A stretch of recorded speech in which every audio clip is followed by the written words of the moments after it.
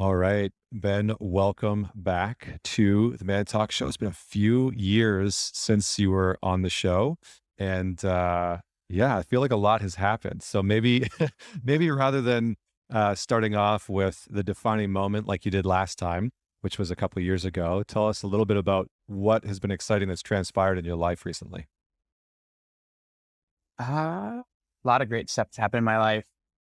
So getting ready to launch book number 4, which is The Gap in the Gain. Really excited about that. And my collaboration with Dan Sullivan. It's been very illuminating. I've learned a lot about just the power of collaboration and Mm. working with amazing people versus doing everything myself. And obviously that's who, not how, as just a mindset. So that I've applied that idea in a lot of different ways. Hmm.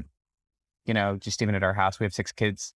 uh, my wife finally like allowing, if she does homeschool, she started it right before the pandemic and we just decided to stick with it.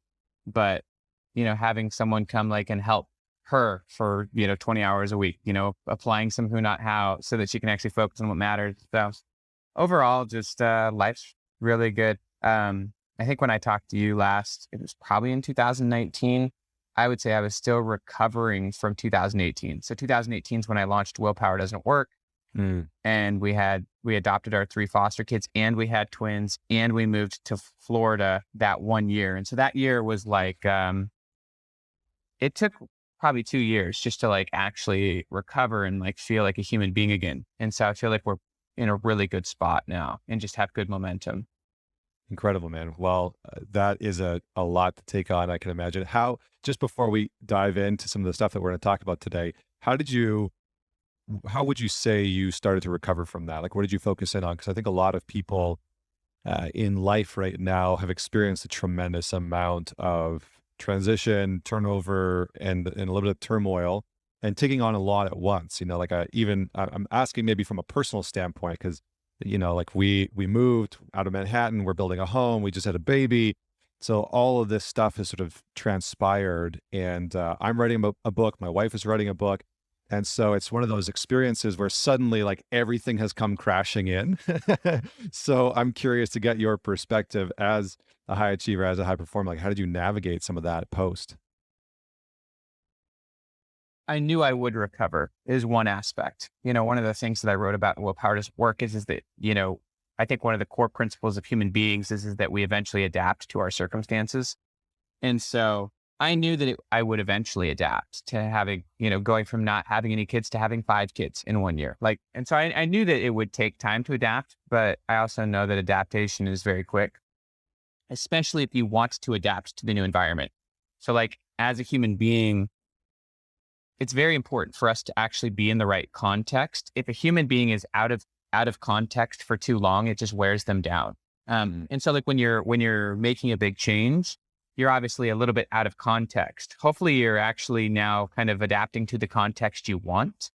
But even still, being out of context is exhausting and depleting. And there's really only 2 options. You can either adapt to the context because you want to, or you can, reject the context and eventually leave it or change it to some degree. So I knew that I wanted to be a father. I knew that I wanted to, continue to grow as an author and an entrepreneur. And so they were changes I wanted. I just was out of context for a while and had to adapt to that context. And so I had to kind of alter some of my goals, kind of look inside and say, what do I actually want? One of my favorite quotes actually comes from Robert Brault. He said, "We're kept from our goal, not by obstacles, but by a clear path to a lesser goal." Hmm. And so I had to kind of look at some of my lesser goals and say, what are some of the things I'm pursuing that no longer fit my context or no longer are valued to my current self, even though they may have been to my former self. So I let a lot of things go. A lot of priorities of my former self just let slip and just kind of focused my attention on the things that really mattered: my kids, my health, my work. And then a lot of it's just honestly having a future self that's compelling and exciting.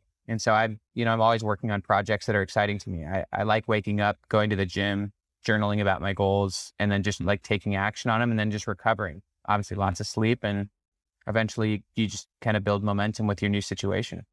I was going to say lots of sleep with 6 kids sounds like Mission Impossible in there somewhere. It's not, dude. Like we've always been strict with our kids, even when they were foster kids. Like for years, they went to bed at like 7. Now they're older. Now they're 13, 9, and 11, and so we have them go to bed at like 8:30. Yeah. But my wife and I, we don't stay up late. There's no value in that. Most of my one of my core beliefs is that the last hour of the day is actually the most important, and it's usually the most wasted. And we actually write about it a lot in The Gap and the Gain. But if you can just shut off the phone, most of nighttime inputs are just trash.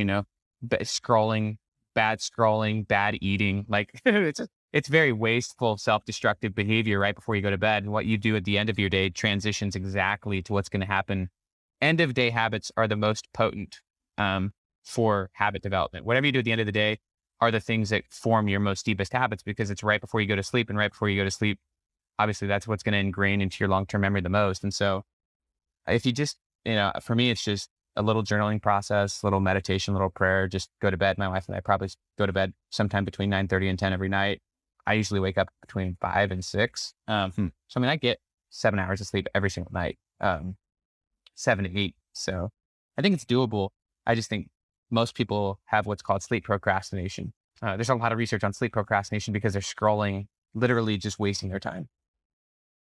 Yeah, it's good. It's well said. Well, you talked about values in there, and I'm curious to get your perspective. I mean, you've studied human psychology, and you've studied high performance and willpower and personality, and you've kind of gone down so many different rabbit holes that I'm curious to get your definition of high performers and what achievers actually look like. Because I think what I heard you kind of allude to there is that maybe potentially high achievers are people that prioritize their values above things like wasted time and distractions, and actually put more time and effort into that.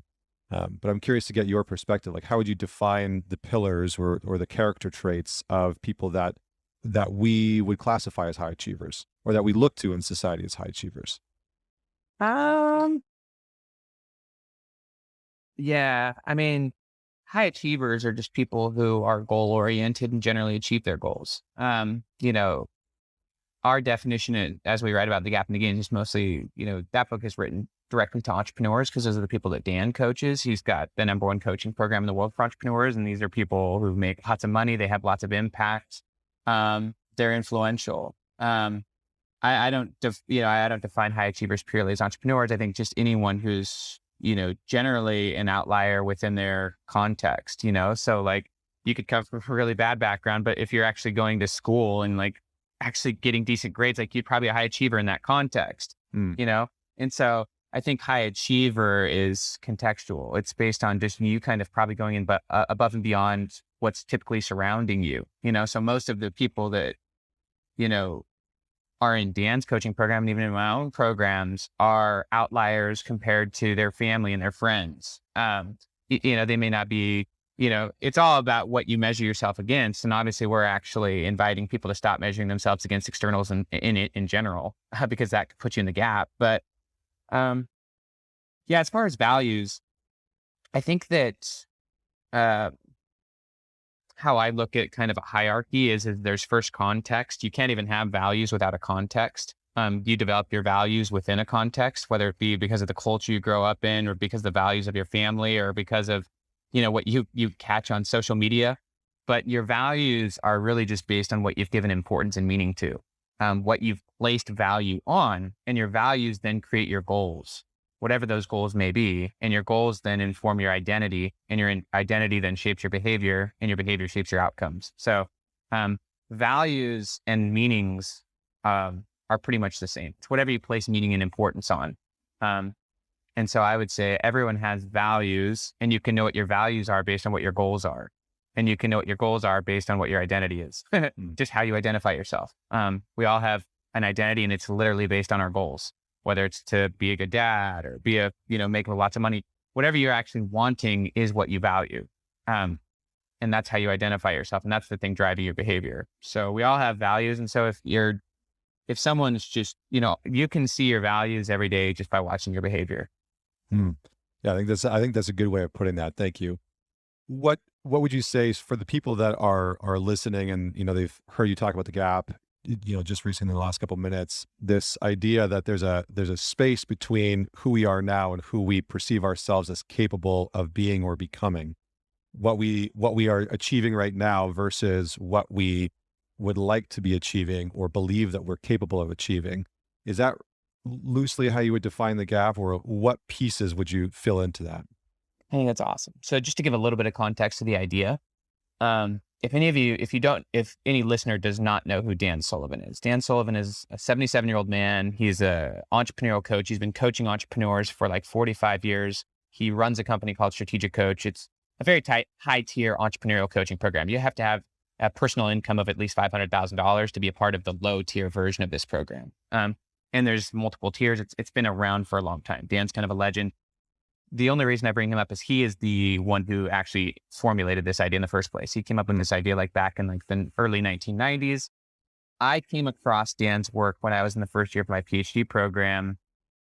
And my Aunt Jane, who was a part of multiple entrepreneurial and mastermind groups and stuff like that, she started sending me little books by Dan Sullivan. And I'd never heard of the guy. I was a PhD student. I studied a lot of personal development. I studied business, but I'd never heard of Dan. He's kind of a niche character. A lot of people don't really know who he is because he's really niche. But I just started reading his quotes and fell in love with his thinking, and it informed a lot of my blog posts, which ended up doing really well on Medium. And then eventually I got to know him and loved his thinking so much that after I wrote Willpower Doesn't Work, I asked Dan if he ever wanted to do a collaboration, if we could do that.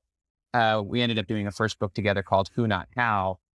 And I've just been a deep student of his work for the last 5 years. And he's got so many crazy ideas, but the gap and the gain is one of his ideas that I read about.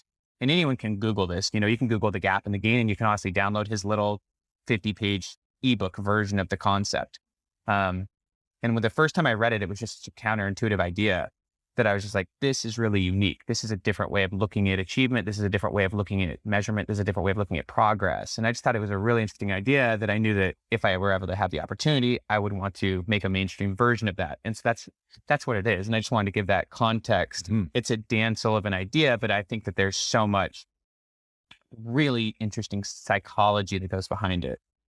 So I'll just kind of give like the basis of kind of now to answer your question. It's really about how you measure yourself. So like all of us, of course, have an idealized version of ourselves that we see in our mind. And usually that's who we're measuring ourselves against. Or we're measuring ourselves against someone else that we kind of idealize. So if I'm an author, I might be comparing myself to really famous authors or people I want to be like. And whenever I'm measuring myself against my ideal, I'm in the gap. And it's not just about where I want to be, because we all want to be places, but if you're always measuring yourself against where you want to be, you're never actually going to get there because your ideals are always changing. It doesn't matter if you make $500,000, your ideal is now to make 5 million. Then once you make 5 million, it doesn't matter. You're going to always want to be making more and more and more, and you're never actually going to arrive because you're always in the gap. But you can also be in the gap situationally. So like as an example, my wife makes an amazing meal for my kids. They get down to the table and they're like, oh, it's not the meal we wanted. Like this isn't our favorite dish. And so they're actually comparing what is right there to what they wish it was. They're comparing it to an ideal. And so therefore they just devalued what's actually in front of them. And there's zero pleasure in that. And so that's what high achievers often do, is that they devalue all of their progress, because no matter what occurred, even if it was great stuff, they're measuring it against what it should have been or could have been. They're measuring it against an ideal, which completely devalues their progress, devalues their past, and it makes them feel miserable. And so they're always on the chase for happiness, never actually experiencing it. Yeah, so good. I appreciate you breaking down the concept, because I think it is kind of counterintuitive in a way where I think in our culture and our society, we're often taught to look at who we could be and to measure ourselves against that, and then to start to move towards that, right? To start to try and build ourselves into that person, or dream ourselves into that person, or whatever the case may be. From an evolutionary standpoint, I can imagine that there might be some basis of that being like to our advantage, right? To try and create and imagine who we could be. But There's nothing wrong with imagining who you want to be. I'm talking about who you're measuring yourself against. Right. Okay. So we all have ideals. Ideals are very important. having a vision of your future self is very important. It guides you, it directs you. I'm just saying, don't measure yourself against that. Yeah, because how come? What's the detriment to us as individuals, psychologically, emotionally? What starts to manifest within our lives? Yeah. So if you're always measuring yourself against your ideal, you're always measuring yourself against a moving target. Your ideals are going to constantly be changing. First off, ideals are your definition of perfection. So measuring yourself against perfect is a really great recipe for making yourself feel terrible. Uh-huh. Why would like my ideal right now is radically different from my ideals 5 years ago, or even 5 months ago. So if I'm always measuring myself against my current imagination of perfect, I'm making my current self feel pretty trash. I'm also devaluing everything that's come before. Ideals are immeasurable. So it's kind of, goals themselves are actually measurable. And so ideals themselves are not a measurable target from which you can actually go and chase something. You would actually need to turn it into a measurable goal, which you can then take steps towards. Ideals are also, they're constantly in flux. And so if you're always measuring yourself against something that's constantly changing, then you're kind of all over the place. From a mental health standpoint, it's much better to measure yourself against just one thing. And that's your current self against where you were before. That's actually that's being in the game. So like if I'm measuring myself against you, then that's going to lead me on a weird track towards goals that may or may not be mine. Cause I have no clue why your goals are what they are. I don't know what your background is. I don't know what led you to being where you're at. So if I all of a sudden just want to say, I want to beat Connor at podcasting, I just want a better podcast than Connor, like that may or may not be my goal at the end of the day. And so often you got to ask yourself, where did the ideals come from in the first place? Often they came from culture, from society, from social media, from other places. And so a lot of people don't have intrinsic motivation in the first place because they didn't develop what would be considered an internal reference point. So being in the game helps you do that because no longer am I competing against anyone. I don't really care about your results, Connor. I don't care what you're doing. I think it's awesome. I love what you're doing and I value what you're doing, but it has nothing to do with me. And my assessment of what you're doing should have no bearing on what you do. Like you shouldn't care what Benjamin Hardy thinks about your stuff, and Benjamin Hardy shouldn't care what you think about my stuff.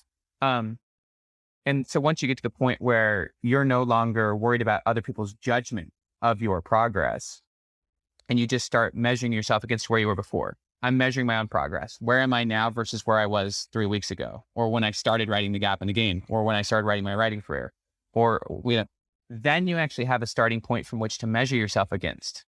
And so you can actually measure tangible progress because you're measuring against a starting point. Whereas if you're constantly measuring yourself against ideals, there is no starting point. And so there's nothing to actually measure.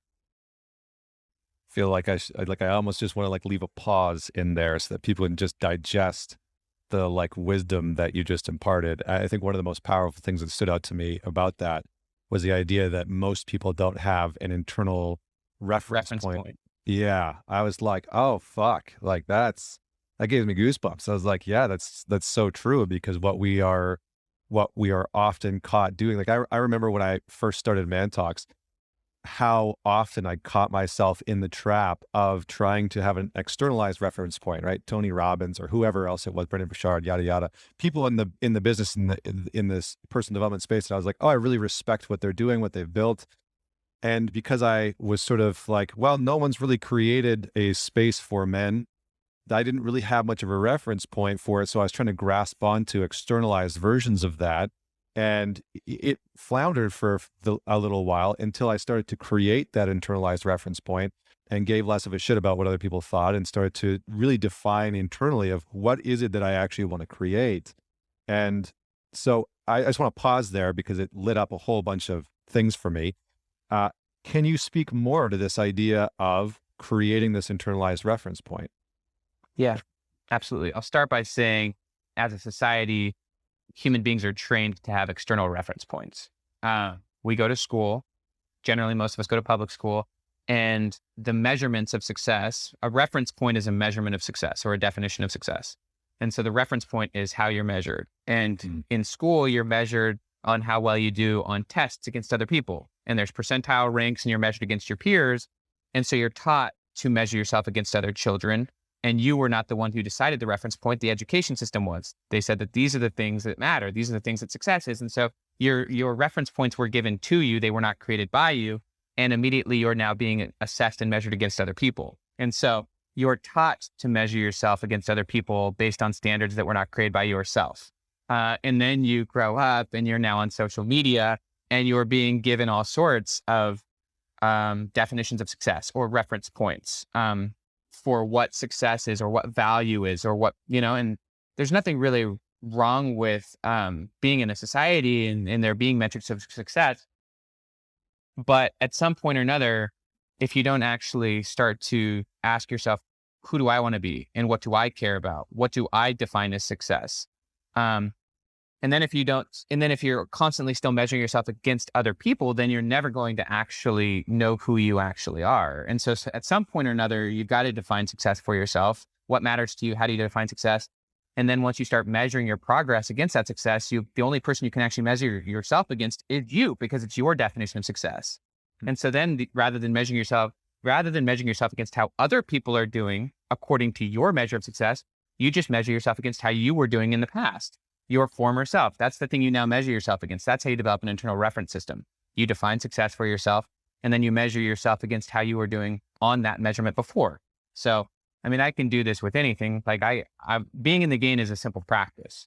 And you can apply it different ways. There's multiple different ways of looking at the game, but when it comes to just measuring progress, I can just say, and I can use any time frame I want. I can even just say, how am I doing compared to how I was yesterday? What were some of the progress I made on my goals or on what I'm trying to accomplish? I can measure some gains from where Benjamin Hardy is right now versus where I was 24 hours ago. And I can just write down what's the progress I made. It could be that I'm a little clear on my book that I'm writing, or it could be that I had an amazing experience with my wife last night, because last night was our 9-year anniversary. And so I could track progress, and it's my own progress. It's no one else's progress, and no one else's assessment of my progress matters, because it's my assessment is what matters most. But I can also do that same thing on bigger time frames. What have been my gains over the last 6 months? How have I made progress towards my goals? Well, I've made like 70 YouTube videos that and I've actually finished this book. I'm now working on the next. I can see the progress towards the goals that I value. So it's really about just tracking your own progress, playing your own game, running your own race according to your own values, and not caring what other people say or think about it. And what's nice is that you can also then start being in the game about other people. You can actually start validating their progress rather than being in the gap about them. As a parent and as a coach, this is fundamental, because if you're in the gap about someone else, then what you're doing is you're measuring them against your ideals. So literally, if I'm in the gap about my son, I'm watching him play tennis. He's been playing tennis for over a year, and he's in a tournament. And if I'm in the gap, the only thing I'm seeing is where he's not actually succeeding. I see his mistakes. And yes, it's good to as a coach, help people overcome their mistakes. But if that's the only thing I see, and if that's the only thing I tell him, oh, why didn't you make that shot? Then he's not seeing his own progress. But if I help him be in the game, where I'm like, dude, how do you think you're doing right now versus how you were doing 3 months ago?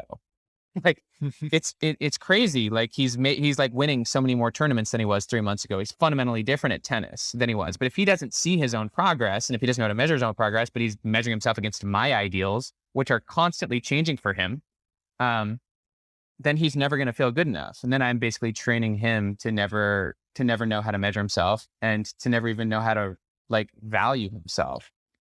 Yeah. Thank you for that. There's a few different pieces that really stood out to me, but I love this idea of being able to create some form of knowing how to measure ourselves without the externalized perspective, without having to externally do that. And I think the tendency is that I imagine that for most people, they haven't had the opportunity to have this skill developed within them. And so we fall into the natural byproduct of that, which is comparing ourselves socially or externally, because when, our brain is a pattern recognition machine, it loves to find patterns that it can adhere to and keep us safe and keep us within a certain parameter. And so when we have externalized vantage points that we can sort of compare ourselves to, we can create a reference point. And then to try and build this, I would imagine in the beginning, is a little bit confronting because you're having to measure yourself in a way that you've never done before. So tell me a little bit about the resistance that you see people naturally experiencing when they are moving from the gap to the gain, when they're moving from that space of comparing themselves to maybe a future version or to an externalized standpoint, and they're starting the process of building that reference point. Or is there not a ton of resistance and it's more like, this is great, this is like, I can compare myself against my past version? Well, I would say it's the default to go into the gap, Okay. to measure yourself in the, to measure yourself or an experience by what you thought it could have been or should have been. Or even if you've achieved something, to immediately like start to devalue it and want the next thing. In psychology, we call it the hedonic treadmill, where you're just, we quickly adapt to what we've got. It's like, all right, I married my dream girl. I like, I'm now living my dream. But now it's just new normal to me. And like, now I want the next thing. And now I completely take for granted what I've got. And in fact, I don't even know if I want it anymore, even though it was like my dream. And so it's very natural for human beings to radically adapt. There is a concept in psychology called mental subtraction, which is kind of the opposite. And it teaches you how to unadapt to what you've developed. And basically you just constantly think about, what if the amazing things in your life didn't exist? If you thought about, what if this podcast no longer existed? Like literally you're the same person and today is September 2nd. Now all of a sudden this podcast no longer exists and everything that comes with it, or your child no longer exists. Your wife no longer exists. Like just literally actually feeling the weight of that. But as far as kind of now back to your question, what's the resistance to the gain? I think from a high achiever standpoint, it goes back to your question about evolution and the idea that maybe we need this feeling of insuperiority constantly, this feeling of never being satisfied to keep pushing me to excel. And that it's really that thing that's the reason why I'm so successful in the first place, is because I've always been in the gap and I'm always going to be in the gap. And I always see this bigger, better thing that leads me to seeking more and, never being satisfied. And so, yes, maybe I'm not happy and maybe I'll never be happy, but maybe that's not my values. Maybe it's just achievement and growth that are what matter. And that's kind of, I think, a resistance to the idea. A resistance to the experience doesn't happen. If someone actually just takes the time to measure their gains, like take some time, anyone in the strategic coach program is successful as anyone else in the world. There's literally people with billion-dollar companies in that program. So once they actually experience it and practice it, they realize experientially it feels a lot better than being in the gap. It feels a lot better to measure your own gains, to appreciate your own progress. And the irony is that it doesn't actually deflate ambition. It actually does the opposite. Like if you actually look back at your progress, why would you not want more? If I look back on the 4 books I've written, does that now all of a sudden make me say, okay, I don't need to write anymore, I think I'm good? Or does that make me say, no, I actually want to feel this more. I want more gains. I want to go create more gains. And so it actually just creates intrinsic motivation rather than extrinsic motivation. And it actually shifts you to a growth mindset. I think often the gap is based on trying to prove yourself, whether you're trying to prove your value, you're trying to prove your worth. Like the reason the gap exists in the first place, if you really think about it, is because you believe something is missing inside of you.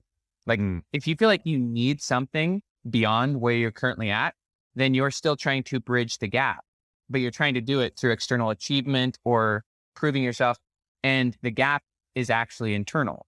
The gap, if you feel like you need something above and beyond your current self, you need it, then what that implies about your current self is that you're not enough yet. And because you need that thing. And once you then eventually get it, maybe then the gap will be gone, but it never will be because the gap's inside of you. And so needing anything externally just proves to yourself that how you feel about yourself is that you're not yet worthy or whole or capable. And the gain enables you to alleviate that purely and realize, I don't need anything. I'm good. I'm fully good. I don't need to write the next book or the next book. This book doesn't need to be a bestseller. I don't need anything beyond where I'm at. I can want things. I can commit to goals and things like that, but I don't need anything. There is no gap. I'm in the gain. My life's great.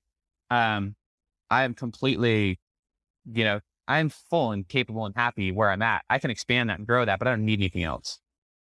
Yeah, I mean, one of the things that I normally talk about is shame-based motivation. That many of us have experienced some sort of adverse event or events growing up that has caused us to, like you were talking about, want to prove ourselves. And so we have this very sort of like dark form or shame-based form of motivation that is incredibly potent. And I see a lot of people gain a tremendous amount of success and all of a sudden it starts to teeter, or they realize how unfulfilled they are with it. And it's because that motivation isn't giving them the byproduct or the sort of emotional result that they were hoping that it would, right? The experiential satiation, the emotional satiation that they thought would be on the other side of like proving them wrong, whoever it is, right? Mom, dad, step parent, the bullies at school, etc. And so what I kind of hear you talking about here is that within the gap, when we're operating within this gap, there's some form of shame that we are often experiencing that we're trying to propel ourselves past. Is that accurate, or how would you define that? I don't know if I'd say shame, although shame could certainly put you in the gap, 100%. Okay. I just think that there's something that you feel like you need above and beyond who you are now in order to whatever it may be. Whatever you feel like you need something. It could be that relationship. It could be that. It could be making millions. It could be, hitting the New York Times bestseller list. It could be anything, but you feel like you do need something outside of you. And from a Buddhist standpoint, that would be called like an unhealthy attachment. You know what I mean? Yeah. Which is fundamentally not going to lead to happiness. And so, if you're always chasing that next need or perceived need, then you're actually not operating from an intrinsic motivation standpoint, but you're actually being driven by impulse. And that kind of thinking fuels unhealthy passion and addiction. And it's certainly not a healthy development. It's not a healthy emotional development. It's not a true core form of happiness or self-respect or self-confidence. It actually can deflate confidence. Even though you could have kind of a false form of confidence because you do have an enormous amount of like achievement racked up, you're still kind of a shell of a person. Yeah, so that's where like the imposter syndrome comes in. I would imagine. I'm curious. One of the things that we kind of touched on before was the idea of trauma, and trauma being a force that creates or puts us into the gap. And I was hoping that you could speak a little bit more about that, because I think in many ways, when we have experienced something like trauma, the byproduct of that from a nervous system perspective is that we're constantly on edge, right? We're constantly in this fear-based space, neurologically, emotionally, physically, and we're constantly scanning our environment to see if we are safe or if something's going to happen in some capacity that's going to throw us off. And so, yeah, I would love for you to just pick that torch up and run with it a little bit around trauma and the gap and what happens there. Yeah. I think the trauma can put you in the gap, but it's really the gap that created the trauma, because the gap is how you measure the thing. And so the gap is the meaning you gave to it. We all contextualize something. And so if you're measuring an experience against what it should have been, then you've made it a trauma. So just as an example, so the gap and the gain are just a lens. I can look at any experience and look at it as this wasn't what it could have been or should have been. Or I can look at it as I've just gained from that. And so one key aspect of this is realizing how you deal with experiences in the first place. You and I are now having the same conversation, but we're having radically different experiences. You can never access my experience and I can never access your experience. And you're the only person who accesses your own experiences, and you're the only person who decides what you do with your experiences. A trauma, kind of in a simple form, is an experience that occurred, which now you feel like has shaped you in a negative way. And because the experience happened, you now feel like you're worse off. You're worse off in some way. You're incapable. It was, a painful event or a hard experience, but you wish that the experience hadn't occurred. And you genuinely believe that you're now worse off because the experience occurred. And so that's being in the gap, because you're looking at the experience and you're devaluing it. You're saying this was not a valuable experience for me. This was a bad experience. You've framed it as a negative. And you've framed yourself now as less capable because it happened. So like you're worse off because the event occurred, and so the event is actually happening to you, So so your experiences can either happen to you or you can happen to your experiences. When you're in the gain, you're proactive. When you're in the gap, you're reactive. You're being reactive to an event and you're just now defined by the experience. Whereas when you're in the gain, you say, I own my experiences. I'm the only person who has access to my experiences. I can do whatever I want to my experiences. And I'm going to actually not devalue my experiences. I'm going to inflate the value of my experiences. I'm going to squeeze as much juice out of this experience as I can because it's my experience and no one else has access to it. And so if you have a negative experience, you can then pull as many gains from that experience as you want, so that because of the event occurring, you're actually grateful it happened. You see enormous value. And now as a result, you are better off because the event occurred. You've gained because the experience happened. Even if it was painful and hard, you genuinely believe you are better off. You might have lost your leg in a car accident, you know what I mean? Or something even worse. But post-traumatic growth means that you value your experience, you're grateful for it, you believe you're better off for it, and you believe you've got higher sense of purpose because of it. And so the gain is also a very anti-fragile approach to life because it makes you anti-fragile to anything. If you can turn any experience into gains, then you can honestly always get better and take any experience and just keep propelling yourself forward no matter what it was. Yeah, I mean, I think what you're saying is so potent and valuable. I'm currently reading The Coddling of the American Mind by Jonathan Haidt, and It's a good book. it's so good. I mean, he's talking about this exact concept and how we almost have not eradicated, but we're threatening individual and societal ability to be anti-fragile, to show up in hard situations and recontextualize and recode situations and circumstances that have happened to us that, were hard, were challenging, were traumatic, and to be able to see those things as something that was maybe for us. And I like that idea that you're talking about of this is your experience, it's your experience only. And so you get to ultimately at some point determine what you do with that experience.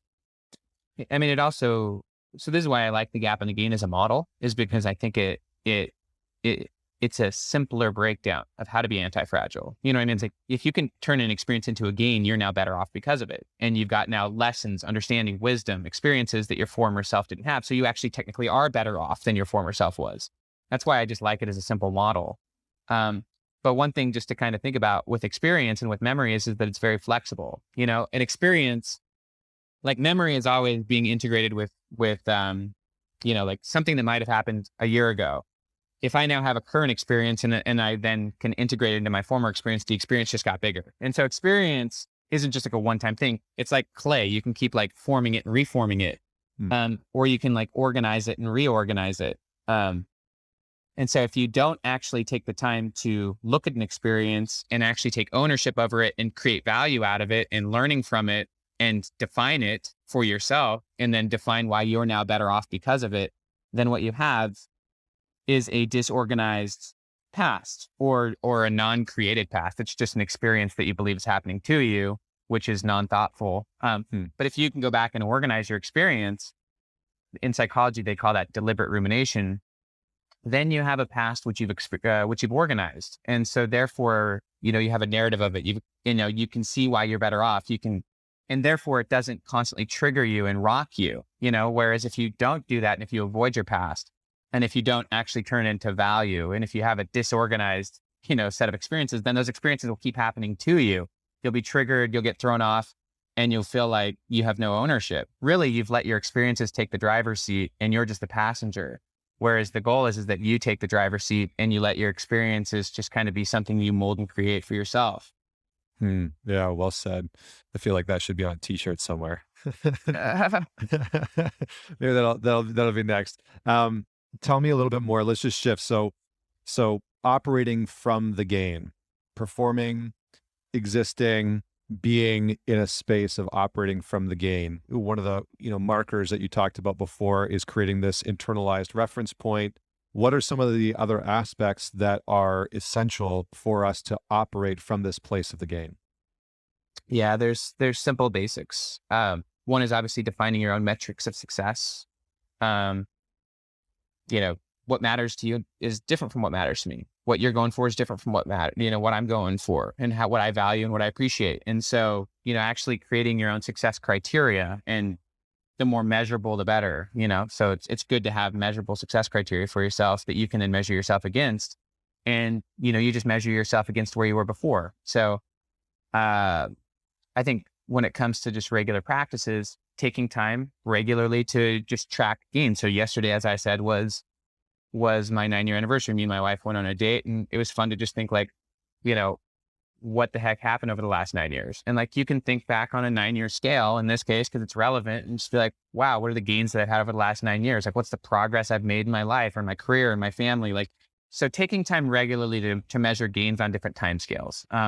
I think it's really good every week to look back and just be like, what was the progress I made towards my goals, or to what was meaningful to me? But also, gains aren't just, accomplishment. They're also experience. So like, it was a gain for me, honestly, to go to Disney with my wife yesterday. Like, I would rack that as a gain. It was a peak experience. It was amazing.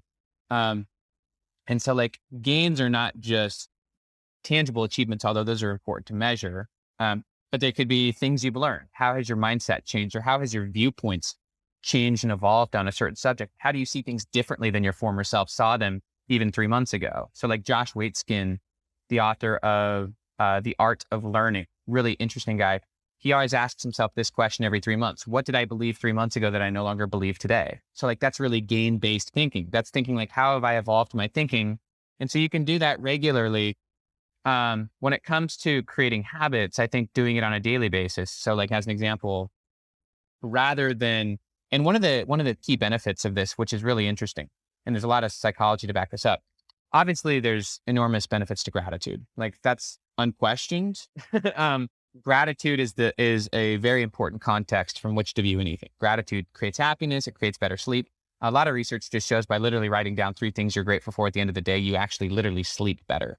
But there's another component of the gain that's different from gratitude, and it's confidence. From a psychology standpoint, confidence is it's based on evidence. So like, if I can hold this book up and say, I've actually written this book, I have evidence. There's hard evidence that I actually did this. That enables me to have more confidence, which confidence is based on past performance. It's based on evidence of what you've done. That then creates more imagination towards what I could accomplish in the future. And it's not just based on like inflated ego. It's based on evidence. This is me holding up a gain. I'm holding up a book I've written. So like, I'm tracking it, I'm measuring it. And then that actually boosts my motivation in the future. And so one last theory I'll just give you is called the broaden and build theory. And it's basically the broaden and build theory in psychology just basically shows that feeling good is actually essential to learning and high performance. You're going to perform better if you are in a more positive state of mind. Like, learning in a positive state of mind where you're feeling good, it's just a more cultivating environment for learning, for growth, for performance. And so, when you're just as an example, they've done like research where like they'll put people in a really hard situation, like a high stakes situation. And like, if you can put yourself into a frame of positiveness, gratitude or whatnot, they call that broaden because it broadens your perspective. So you can think more clearly. You can actually like discern your options. Whereas if you're in like a negative mood or like a stressed mood, you actually narrow in, and you think you have less options than you do, and you usually default to the wrong option. So broadening your perspective through positive emotions leads then to build like, new capabilities, new skills, new ways of looking at things, new ways to handle situations. So there's a lot there. I would just also say as far as building the practice. So like, in simple terms, at the end of the day, what are like, the practice Dan invites people to do, and I like this as well, is just track 3 wins for the day. What are 3 wins that you made? What are 3 forms of progress, 3 gains for the day? And then at the end of the day, also, what are the 3 most important wins you could get tomorrow? What are the 3 most important, most fundamental gains you could get? Like, from an 80-20 perspective, like, what are actual gains or results you could get that would matter, that would move you towards your future self? And then just at the end of each day, just track your wins, and then just choose 3 for the next day. And it just kind of creates a self-perpetuating cycle. Last thing I would say is just 2 last things.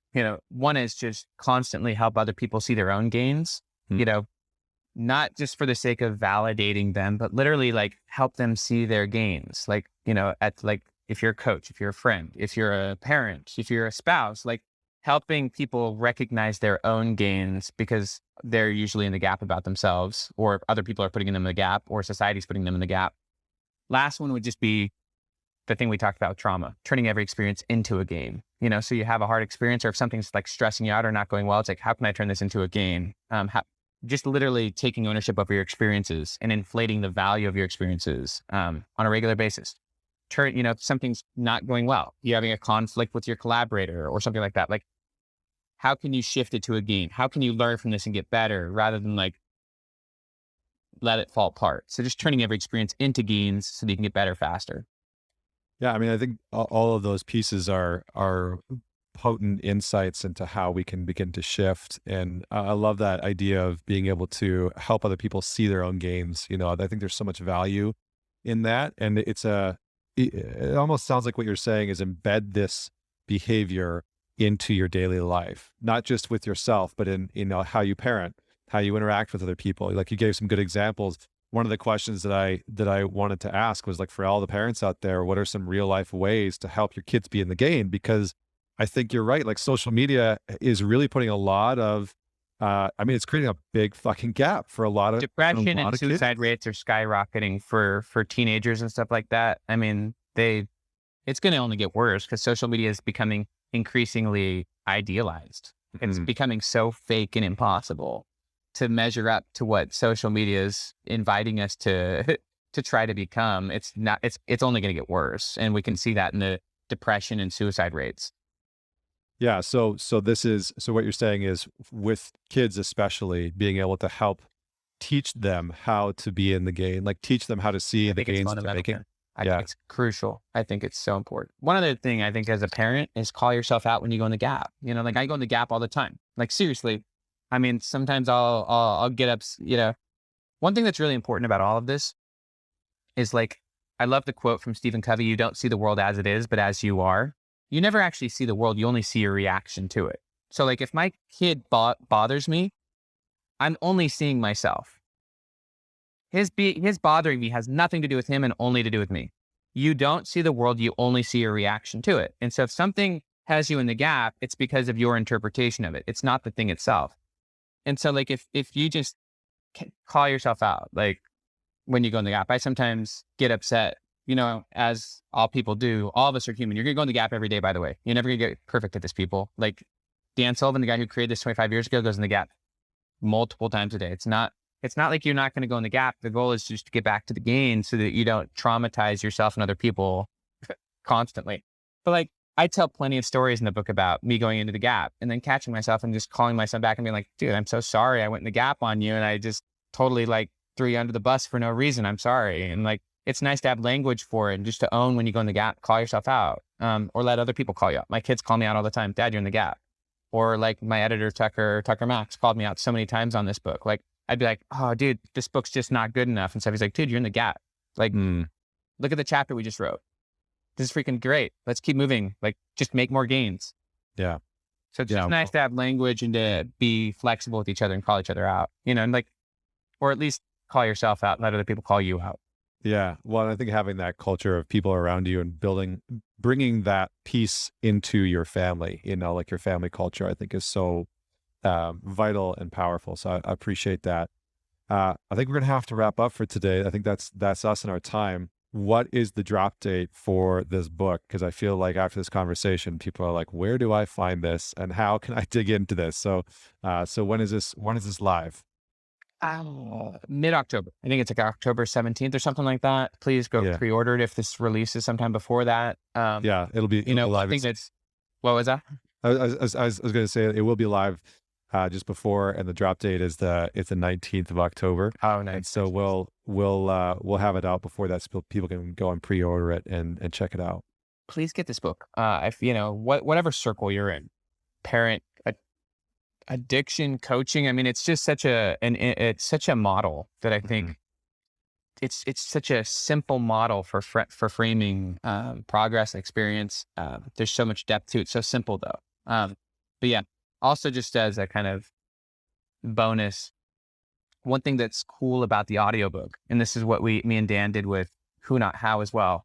If you're an audiobook listener, if you're not, just grab the book. The book's gorgeous. It's beautiful. But if you like audiobooks, there's like 3 extra hours of separate content where I interview Dan. And so in between every chapter, I interview Dan about the ideas and just get his insights. It's probably 2.5 hours, but that's content that's not actually in the hardcover. I love the hardcover itself, but if you like audiobooks, there's like 3 hours of bonus interviews there in between all the chapters where I interview Dan, and you can just kind of hear his wisdom on the subjects.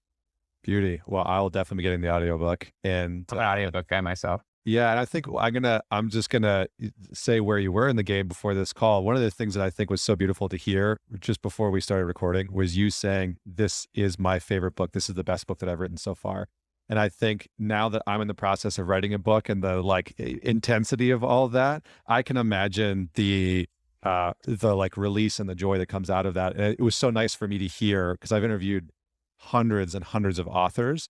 And I think you're one of the first that's actually said, this is the favorite book that I've written. And so I just wanted to call that out because I think it's important, and you're like practicing what you preach. And so I appreciate that. I'm learning, man. Yeah. Learning. I will just say, as someone who's learning, and I don't write the books I'm an expert at. I write the books that I want to become better at. I feel like I'm such a novice at the gap in the game. I feel like I've learned so much actually since I finished writing the book.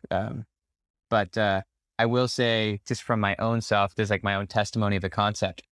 I really do like myself more. And I know that I'm happier, and I know that the people around me are happier. And I actually like other people more. Like, whereas other people who I may have felt more competitive towards, like, I just value them more. I appreciate them more. I love their progress.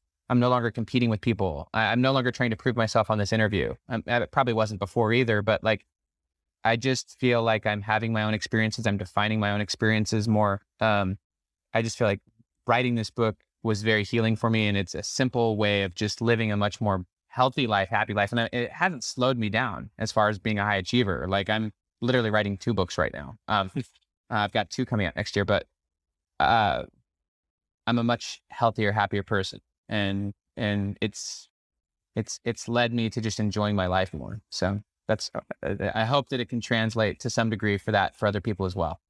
Amazing. Thank you. Thank you. Thank you. Thank you. Thank you for being on the show, for your time, for your wisdom. For everyone that's out there, we'll have the links for the book, for the audiobook in the show notes, and the links to Dr. Benjamin Hardy's work. And so if you want to check more out of what he's up to and what he's doing, then you can definitely do so. Don't forget to share this episode, man it forward, with somebody that you know will enjoy it, that you know will gain something from this. And don't forget to leave us a rating and review. It goes a long way to getting us into the ears and onto the phones of other people. So thank you. And until next week, this is Connor Beaton signing off.